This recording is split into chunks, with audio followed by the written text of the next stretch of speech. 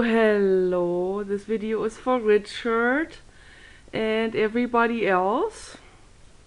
I have been thinking about this subject for a while now.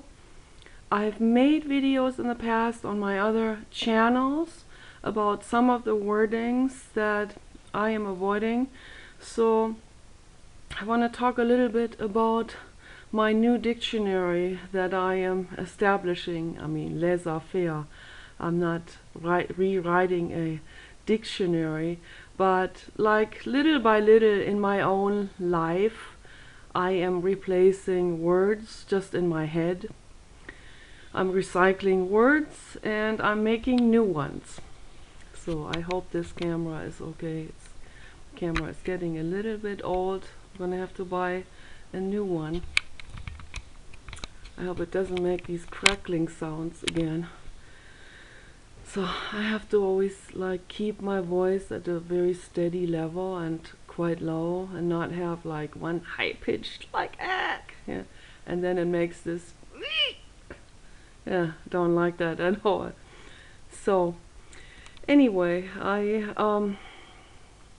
this is really fun to talk to you, Richard, and you're quite an independent person and soul and mind and whatever you want to call it, ghost. Go ghost in the machine, in a biological machine. Quite a fresh brain, and it is very refreshing, and it is very cool that I met you. A very very unique, very unique personality, and with all of the problems, but we all have problems, every one of us. Believe me, I have problems that are so thick sometimes I can't see above it. So yeah, it's just part of life, it is a learning adventure, basically. That's what life is, and feels really, really good to meet a teacher like you. And if we can be each other's teachers, that is just the absolute best experience there is. If we have this openness for it, for listening to one another, and if everybody did this in the world, can you imagine what we could accomplish in just a few years if everybody started listening, and if the global warming deniers that I have been talking with for the last couple of weeks, if they started to open up all of a sudden, and if they started to loosen up their guard and their very, like, what's the word, like a prissy type of offstandishness, if that would just relax all of that, and we can start talking to each other in a respectful way, and listen to each other and learn from each other and ask questions. I welcome this when people ask me tons and tons and tons of questions. You can't ask enough questions, folks. It is the truth. Questions, that is the key to solving problems. Lots of questions. They may not all be answered right away, because there will always be open-ended question for every scientist out there. No scientist has ever said, I know it all. But the Christians, they somehow know it all. So no, okay, we gotta become very realistic about this. That I would say the Christians are in the biggest brain fog of all, and I don't mean this again as an offense, and it's just what I observe. They are in a gigantic mind fog, and they're totally kidding themselves, and their ego is completely identified with that religion, and anything that could question this worldview would be encountered with the most offstandish behavior from that ego, you know. So, and this is not how we move forward. This is not how we learn. We only learn if we ask questions, if we check things out for ourselves, if we try to evaluate what somebody else says for ourselves, within ourselves and within our trial and error life path, you know. So that's how we move ahead. That's how we also, that's how things become progressive. If there are many little machines in a large machinery that are all basically independently coming to the same conclusions, the conclusion of the truth, okay? So that, you know, if we have a large machinery and one machine inside the machine thinks differently than the other, how can this whole machine work, right? We have to all be, and we shouldn't have machines that only look at the other machines to see how things work, you know. So that wouldn't work either. Then what if that one machine that goes by the truth doesn't work anymore? Then it would chaos break loose. That's why in technology, when they develop something, they want to have all the components really functioning perfectly well, in tune with reality, and not go berserk, not start derailing or something, you know. And that's the same with humanity. Each person has to begin to learn and become independent and find out the truth. And then when we all find out the truth, because the truth is there, whether we pull the wool over our eyes or not, whether we believe global warming was caused by CO2 emissions or not, you know, the truth is always going to be prevailing, no matter what we do, you know. A little children always say, I'm putting my hands over my eyes, and now you can't see me. This is a specific state in psychological development, okay. Dr. Jean Piaget talked about this in depth, which levels kids are, like on average. There are always string factors, of course. Some kids have different lifespans and therefore different developmental stages at different ages. So, but the average, you know, is like, for humanity, the average where a child puts the hand over the eyes is probably like at age 2, you know. And then I think at age 3 they realize that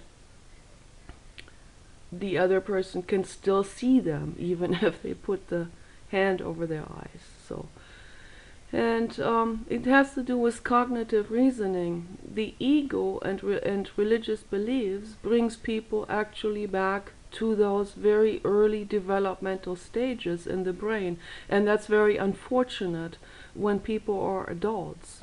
So this does not obviously get us anywhere, okay. We have to take the hands off our eyes, take the wool off our eyes, and we need to look at things the way they are, for what they are, okay. That there is no devil, no Satan, okay, no guy with horns, no boogeyman, no Santa Claus, no Easter bunny. There are bunnies out there on my lawn, and they make little brown eggs, turd eggs, right? But they are not Easter bunnies. They're here on Eastern, but they are not Easter bunnies that have some mystical powers, okay? So they have more mystical experience probably than the average human has, because they are tuned with nature, but they don't lay chocolate eggs, okay, those kind of things. So they're just happy where they are. unlike humans. So we can learn a lot from the bunnies out there and from the blue jay here. The blue jay is waiting for food. And we can learn from the blue god here. I call him the blue god here. You can't see him, the chairs in between. So here is this is a blue god. This is a blue god. Yeah, we can learn from him because he's attuned. Okay, so the words that I've been thinking about is what you also brought up last night. The words humaneness, humanely. I know what you mean, and we all have been using, most people are using those words. The Humane Farming Association. To me, that's the perfect prototype example of what I want to explain. I call it the Humane Farming Associations. They're responsible for making life better for the animals and the farms. Or there's some kind of partly governmental regulatory institution.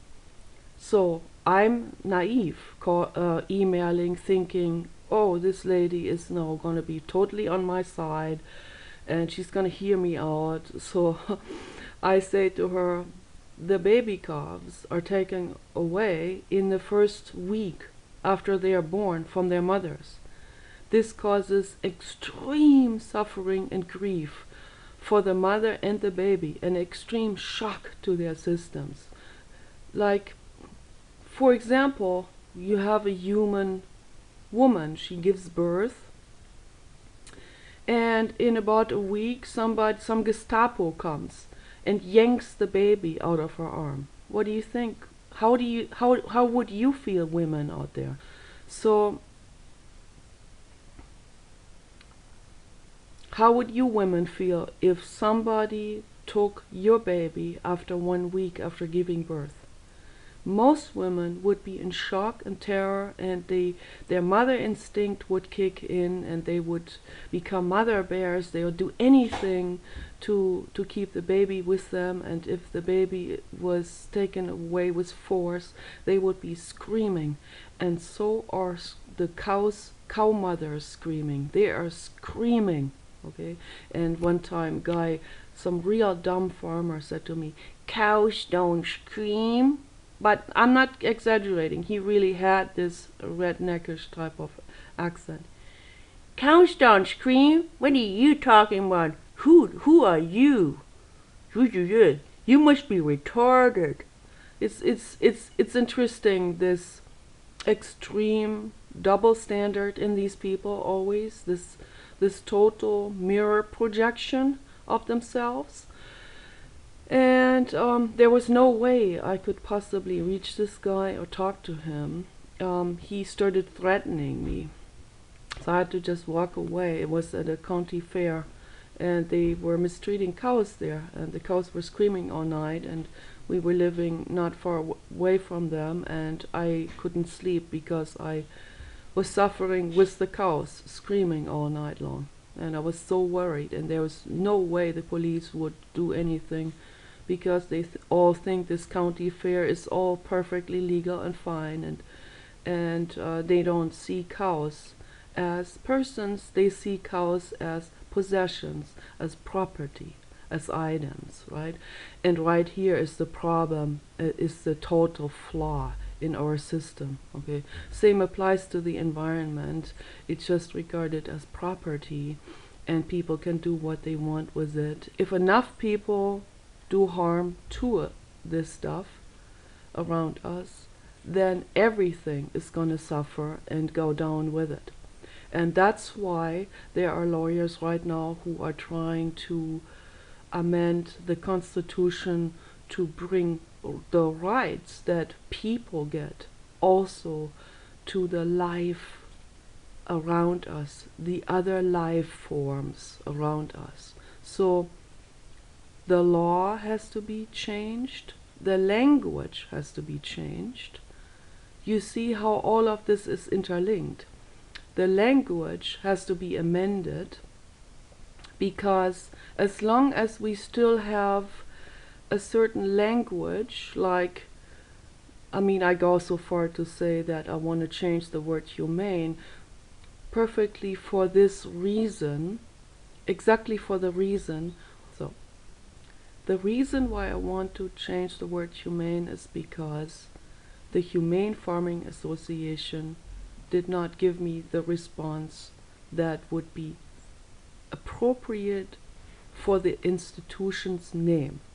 So instead the lady says to me, we cannot keep the mother and the cow together because that wouldn't be profitable, right? Like as if I'm supposed to somehow understand that. You're right, yeah. Oh yeah, that makes sense, man. Why am I even writing there in the first place? You know, so I don't know if I responded or not, but I will never forget this conversation, of course, and I've already told a number of people about it, and it needs to be blown wide open what the Humane Farming Association is all about. It's all about profit. So where does the word humane then come in? You know, I don't really see it happening. So the word humane, we can throw it like in the recycle bin now at this point, because if humane means profitable, then doesn't have the meaning that it was intended to have. And therefore humane, which is derived from the word human, there's right there is extreme speciesism involved in this terminology, because if something is just gentle and kind and understanding and helpful, if it is somewhat human, if it's coming from the human brain and human thinking and so on, therefore the word humane, you know, it's humane thinking, human, it's just only humans, right, can think kindly and gently for the other. Okay, right there is the flaw, because that's a false idea. It's a complete misunderstood concept, because dogs here on land, dogs are like a million times more gentle, caring and kind and loyal, and that's what they originally meant with humane, than the humans are. So right there, what do we need this word humane for, right? Throw that out. It has no validity at all. So how do we recycle this word? First of all, throw it in the recycle bin on your computer and crush, crush, crush. So now we're gonna make out of that pulp, we're gonna make a new word out of it. What do you want to call it? I call it loving kindness. You can call it Maitri or Bodhicitta or Metta Bhavarana. There's many different words, or Ahimsa, or those are all Sanskrit words, Hindi words. You can call it altruism, you can call it altruistic, you can call it true love. That's what it is. You can call it mother instinct. We all of us beings have that mother instinct. Very strong. The animals often have it much stronger than people. And a dog will lie next to you when you're dying and not leave you. He will lie next to you even if it meant he would get run over by other cars. How many humans are doing this? Okay. Pigs do it too. Pigs will risk their lives to save their best friend, whether it's a sheep or a horse or a human or another pig. They'll do anything out of loyalty. Whales and dolphins, the same thing. They help each other out. Dolphins have rescued humpback whales. You know, they have given them comfort. Sperm whales have adopted a dolphin baby that was crippled. There's footage on YouTube to see. And the dolphin baby grew up starting to swim just like the sperm whales did. So, I mean, the word humane has no more place, and the word humane has no more place in a modern society, and there are numerous other words that fall into that same category as well, that have to be completely thrown overboard, in German, in English, and most likely in all the other languages as well. So in German, for example, they say this word herrlich, which comes from the word Herr, which means Lord, man. Yeah. And right there we have sexism. It comes straight from the history of sexism. So, and at the same time they call something that they, and they, by herrlich they mean glorious, okay? Then they have the opposite word for it, dämlich, which comes from Dame. I don't know if there is, I've heard the word dame before in the English language, some really ancient word, and it comes from like damsel, or it comes from madame. So madame comes also from this word origin, madam. So madam, the woman, is regarded as the opposite of glorious.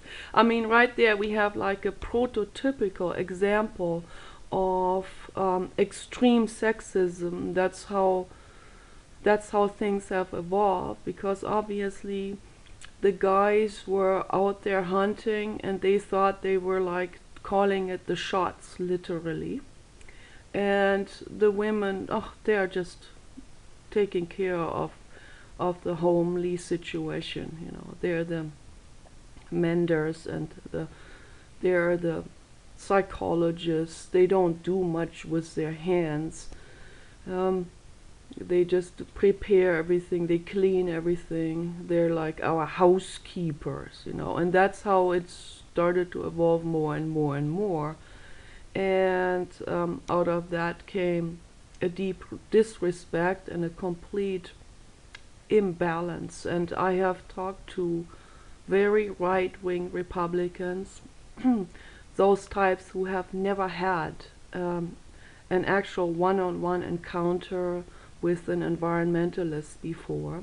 They have these preconceived ideas of tree huggers, and we were looking at a house one time to buy, and they were selling it like privately without a realtor, and we looked at their house, and they built it themselves, nice house and everything, but the dog was outside, you know, tied up to a dog house right in front of that balcony door, standing there wagging her tail, wanting to come in and greet me. And I said, why is the dog outside? We don't bring our dogs in the house. I mean, that's already how it started, you know. And right there, that made me not want to buy that house. Right, this fact there that they have had their dog outside, and the dog suffering through the winters with short hair and all of this. And I have tried to plead with them. I've written them letters afterwards pleading with them. But if I don't have the law on my side, what can I do, right? I can basically do nothing unless we change the constitutional situation and we bring rights to the animals. Okay, then we have a completely different platform to work with legally. Okay, then we can fight these things through in court, you know, and in terms of rights, general rights for the animals and nature. So for the general situations where where we can actually amend the laws based on a shift of the constitutional rights. And that's what needs to happen. That's what's already happened in Maine, which is, I see Maine as the most progressive state there is, and the people there are willing to go with it, and they are non-partisan, and they're working together, and this is what I want to see everywhere else, because this affects all of us, this affects our quality of life, and that applies to every single person, including the hunter. The hunter doesn't even know what he's missing out on. He's completely bypassing life. He is completely missing out on true love, and the meaning of life is joy. True joy is true love, and true love is the mother instinct. That is what true love is. And the mother instinct is not only focused on the offspring naturally, because it is a state of mind. True love is a state of mind. It spreads out to the husband, to the children, to the grandchildren, to the aunt and uncle, the grandparents, the friends, the neighbors. Originally in the Bible it says love your neighbor, but then in Exodus they contradict themselves again. Don't love your neighbor, hate your neighbor if the neighbor has a different religion. I mean, this is the total idiocy that people need to start to understand. That is not love. That is not a state of love, to hate somebody, to hate anybody, or want harm on anybody. I don't even want a hunter to suffer. I know a lot of people who are ever so angry. Well, I understand. They want eye for an eye. There's this one animal rights activist. He wants 10 eyes for one eye. That's how he got famous. You always get famous through thunder and lightning, as Friedrich Nietzsche said. That's how he got famous, and that's how the discussion got started. If that's what it took for the discussion to get started, then that's perfectly fine. I love this guy. I just don't agree with 10 eyes for one eye. I don't even agree with one eye for an eye. I agree with order, and I don't agree with slave morality. I don't agree with holding the other cheek. That's complete ridiculous bullshit. That's like, you might just throw yourself right now into a bonfire. It's like, you can't accomplish anything if you do that.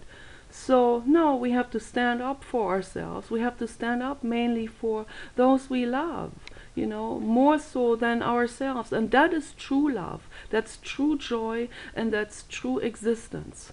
To live a life of altruism, not holding the other cheek. There's a difference between altruism and holding the other cheek, and altruism and slave morality.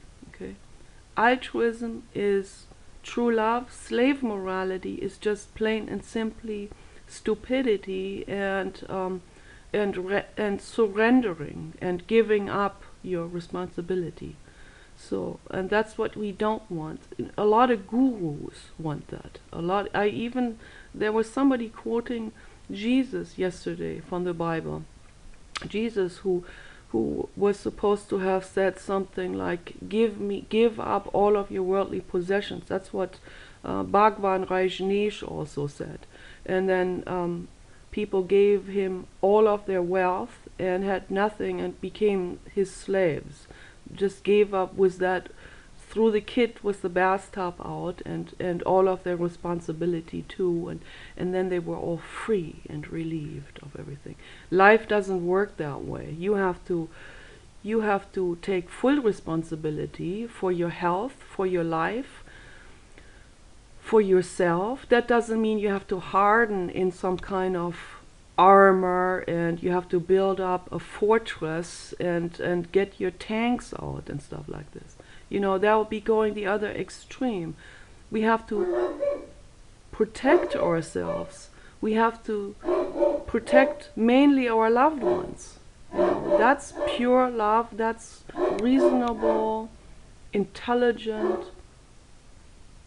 thinking and acting in life. It's very important that we not confuse these different things. And our language is very critical in this way, because if we use the wrong terminology, we stay stuck also in the mindset of that terminology. So we need to break out of it. And that's why the feminists are critical about the wording that we use.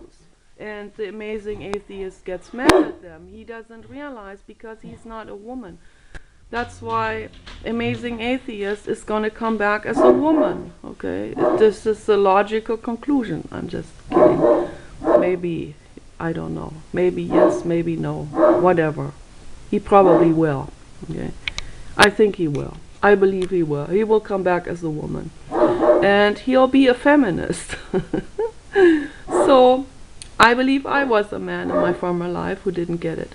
So yeah, so and those are all, there's no female or male in our souls, in the core of our existences. There is no coquetry from our soul. There is no macho type of behavior in our soul. The soul is a soul. It's either advanced or it's not. And if it's not advanced, then it needs to learn. But even the advanced soul needs to learn and needs to keep learning. We never stop learning. We never do. Okay. And the Buddha is mad at the he's mad at the Blue Jays. I don't know why. It kind of upsets him. I guess it agitates his nervous system when he sees the Blue Jays fluttering up and down. So, what other word? So many words, you know. So, for example, the word all, A-L-L, all. That is also related to the word Allah. I made a video about this before. Allah is the God of the Muslims, and it comes from the word all, meaning all, which is it's a very interesting word, and it's a much more respectful way of viewing a God than to make the God in our image. That's quite arrogant, I find it. So, but we have to think again. The word all by itself is an oxymoron. Of course we can keep using it. Of course I'm using it. I'm just saying that we need to become more consciously aware about the wordings we use. But this is more like a margin thing that I wanted to mention. This word doesn't fall into the category of words that we have to recycle. But we need to become more aware about them, nevertheless. Because when we use the word all, what does all mean? It means all of my 20 crayons, for example, that I have there in the drawer. Every one of my 20 crayons, that means all the crayons I have in the drawer. But is there such thing as all for everything? There, the word everything too, it's an oxymoron. There is no such thing as everything, there's no such thing as all in the infinite universe. Okay.